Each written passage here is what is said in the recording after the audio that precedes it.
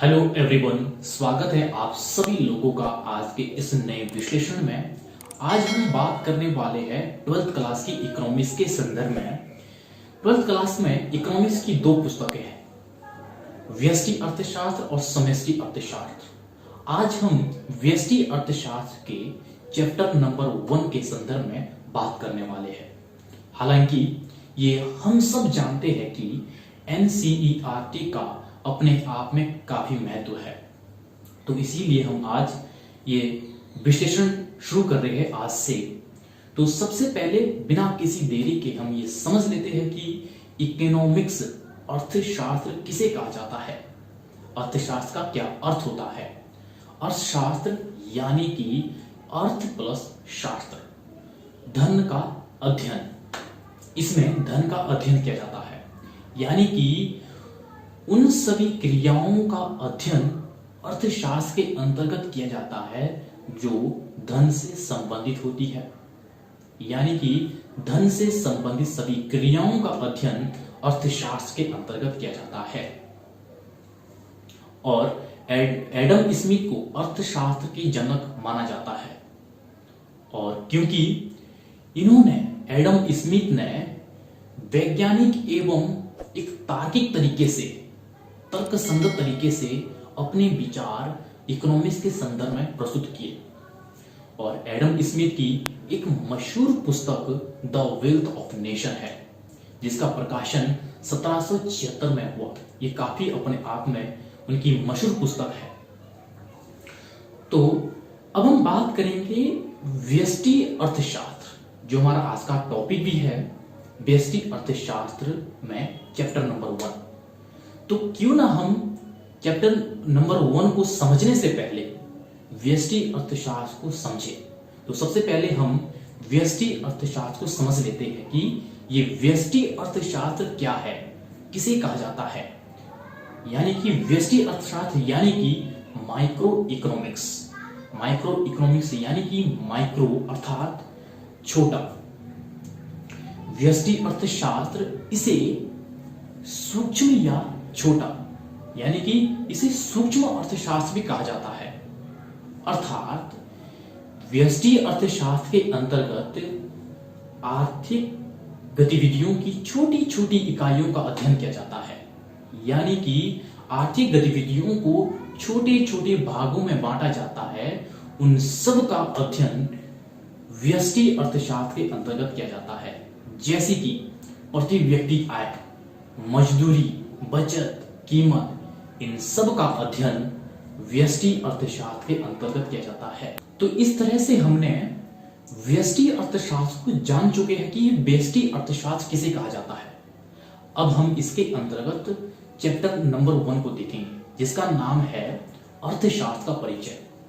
इसमें यह कहा गया है कि समाज में लोगों की अनेक आवश्यकताएं होती है, इच्छाएं होती है कि वे सभी वस्तुएं, सेवाएं, यानी कि अनेक वस्तुएं तथा सेवाएं प्राप्त कर सके, उनका उपभोग कर सके। तो दूसरी ओर अगर हम देखें तो समाज में लोगों के पास उन आवश्यकताओं को पूरा करने के लिए सीमित मात्रा में साधन उपलब्ध होते हैं। तो अब लोगों को यह देखना है कि इन सीमित साधनों के द्वारा अपनी आवश्यकताओं को कैसे पूरा करें। यानी कि जो लोगों की जो इच्छाएं होती है, उनकी लिस्ट काफी लंबी होती है, जैसे कि रोजमर्रा की चीजों से लेकर शिक्षा, स्वास्थ्य सेवाएं और तमाम प्रकार की इच्छाएं होती है। तो अब ये देखना होगा कि सीमित साधनों से इन असीमित आवश्यकताओं को किस प्रकार से पूरा किया जाए। अब ये करना पड़ता है कि कौन सी वस्तुएं तथा सेवाएं लोगों के लिए अति महत्वपूर्ण है, इन सब आवश्यकताओं में से ये चुनना पड़ता है, और जिससे कि इन सीमित साधनों से उन्हें पूरा किया जाए। तो इस तरह से जो ये समस्या आती है चुनने में कि किन वस्तु तथा सेवाओं को प्राप्त किया जाए पहले इन सीमित साधनों से, उसे ही कहा जाता है चुनाव की समस्या अर्थशास्त्र में।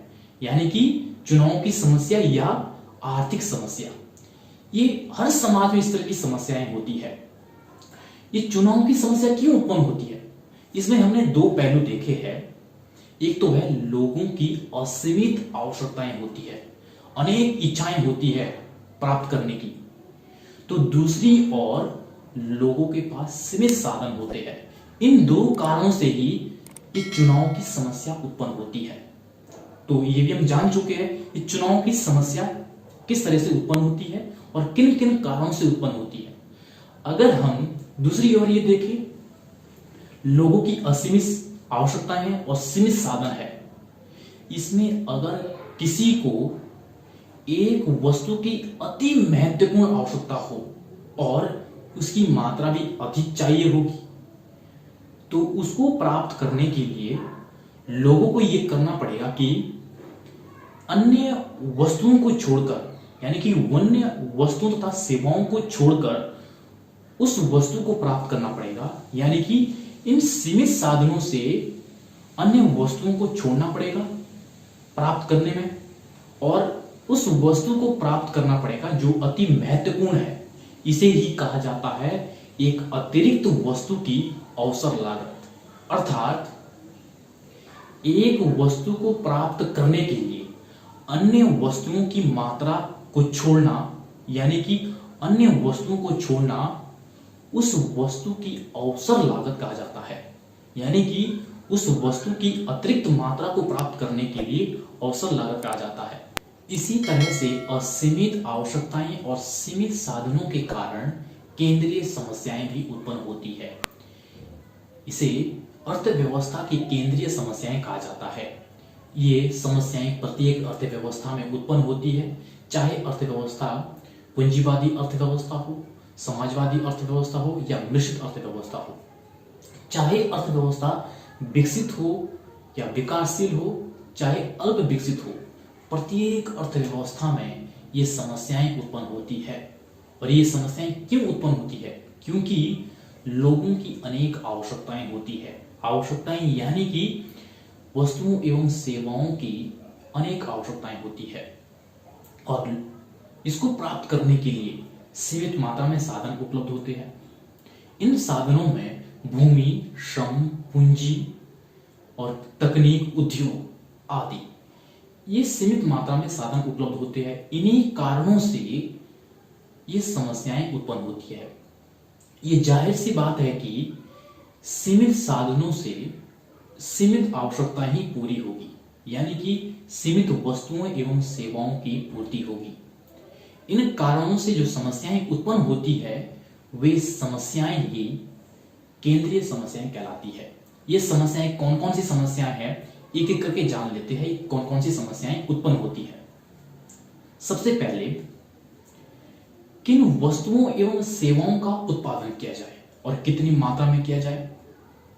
नंबर 2, इन वस्तुओं एवं सेवाओं का उत्पादन कैसे किया जाए।